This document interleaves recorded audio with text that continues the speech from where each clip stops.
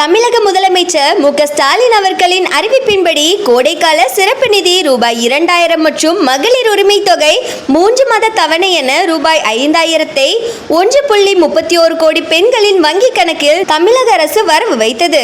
மேலும் அடுத்து அமையும் திமுக ஆட்சியில் உரிமை தொகை ரூபாய் 2000 உயர்த்தி வழங்கப்படும் என முதலமைச்சர் மு.க. ஸ்டாலின் அறிவித்துள்ளார். பெண்கள் உரிமை தொகை முன்பணமாக ரூபாய் 5000 வழங்கியதை வரவேற்று திமுக மாநகர பொறுப்பாளர் வக்கீல் தினேஷ் தலைமையில் பொதுமக்களுக்கு திமுகவினர் இனிப்பு வழங்கினர்.